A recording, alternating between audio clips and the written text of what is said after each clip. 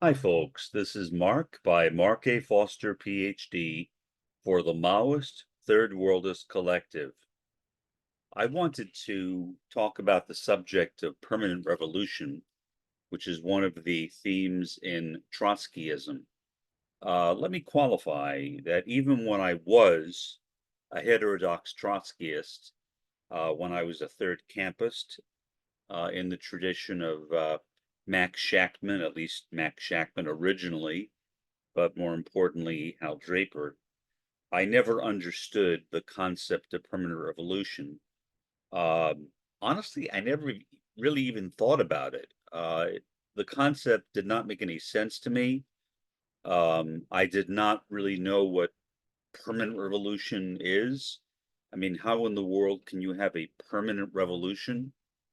Uh, Instead, I generally, without telling other people, accepted Stalin's idea of socialism in one country, namely that socialism or communism needs to be different for different countries. I mean, that just seems logical that the kind of socialism which worked in the Soviet Union, the kind of socialism which worked in Yugoslavia, were understandably different. Now, of course, Stalin did not like Tito's market socialism. That's fine. But he tolerated it. Why? Well, I think it's because of his theory uh, of National Socialism. I mean, how could he not tolerate it? I personally don't like Tito's market socialism either. I did it one time. I actually considered myself to be a communist who adopted a market socialist or a Titoist perspective, but I don't anymore. It's been ages, literally ages, since I've accepted that particular perspective. Now, what's the problem with permanent revolution? Well, if it is not obvious, and I think it perhaps should be obvious, I will point out what I think is the problem with it. Obviously, you are free to disagree with me. If you do, please leave a comment in the comment section directly below this video. Or even better, make a response podcast in which you present your own perspective and link it below this video. And I promise you that I will watch it and I will respond any way you like, whether in a comment or whether in another video. Okay, most obviously, what is permanent? Well, permanent to me means forever, means like now, 100 years from now, 1,000 years from now, 1,000,000 years from now, 1,000,000,000 years from now, assuming that we're still around 1,000,000,000 years from now. I have no idea. That even in that point, at that point in the future, there will still be a revolution. I don't know what the point of that is. To me, that is not revolution, that is evolution, because evolution is gradual change.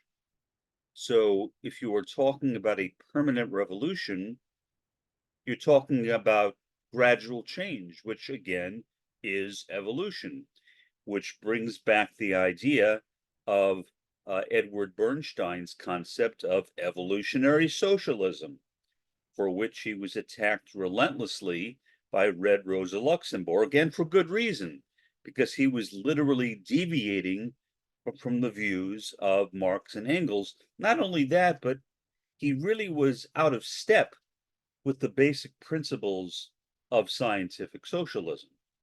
Um, Scientific socialism is not defined by strict allegiance to whatever Marx and Engels said.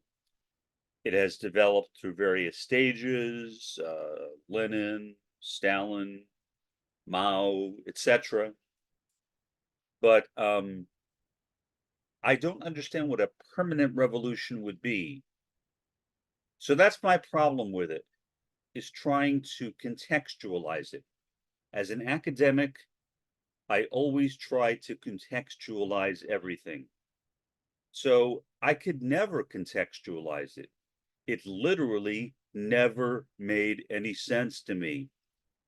Even when I was a third campist, which would also be called a third camp Trotskyist, I never accepted permanent revolution.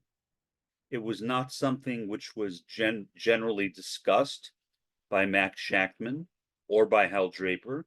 Maybe they did discuss it. If they did, I never saw it. I'm certainly not a scholar on the works of Max Shachtman, Hal Draper, and others who produced Third Camp Socialism, but I don't remember ever having read it. So I don't understand what it is. And so that's really what the purpose of this podcast is to ask the question, what is permanent revolution? I hope that some Orthodox Trotskyists are watching this podcast right now.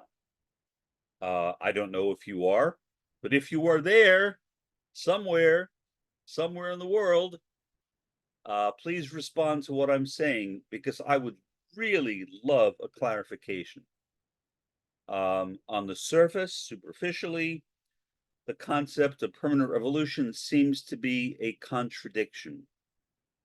Permanent revolution would be evolution, right? It's gradual, it's progress, it goes through various stages. Revolution is sudden, it's apocalyptic even sometimes. It occurs unexpectedly to most people. It shocks the consciences of people. How would a permanent revolution shock anybody? In other words, you wake up one morning and you see, oh, there is a revolution. When I went to bed last night, there was also a revolution. When I went to bed 30 years ago, there was a revolution as well. So what in the world is a permanent revolution? To me, from a scientific socialist perspective, permanent revolution could be considered as a logical fallacy. Now, I'm very careful when I use the term logical fallacy. There are a lot of things that people think are logical fallacies that are not logical fallacies. I discussed one of them previously, the so-called logical fallacy of both sidesism, which is not a logical fallacy. I can say I accept both sides, one side, three sides, four sides, five sides, whatever I want. I'm not committing a logical fallacy. I'm simply saying this is what I believe. The only way it would be a logical fallacy would be if those different sides contradicted each other. The so-called law, and I don't like the word law, but I'll use it here, so-called law of non-contradiction, which was introduced by Aristotle, and I'm not an Aristotelian, but I still accept that as a legitimate concept or legitimate principle, would preclude the idea of accepting two ideas in your head at the same time when one contradicts the other, or three or four or five or six or seven, whatever ideas that are mutually exclusive. If you do accept those things, then you are being inconsistent, and that is an indication, to me anyway, that you have not carefully thought the subject out. In my experience, that is generally the reason why people accept mutually exclusive positions. It is not because they are crazy, it is simply because they have not analyzed those positions thoroughly. So, both sidesism, in principle, is not a logical fallacy. On the other hand, permanent revolution would be, because it's not revolution, it's evolution. So permanent, meaning forever, revolution, meaning instantaneous change, contradict each other. You cannot have a permanent revolution.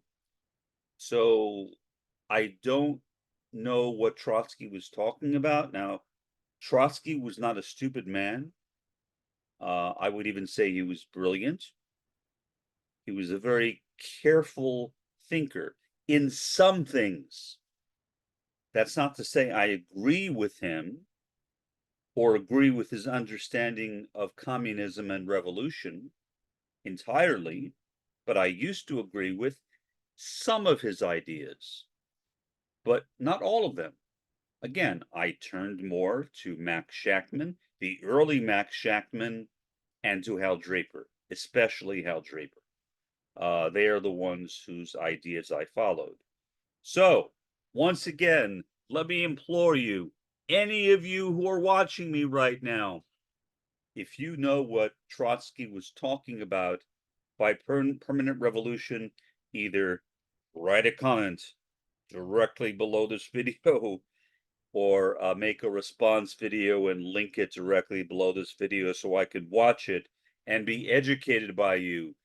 As a retired professor, if you know anything about professors, most of us want to be educated.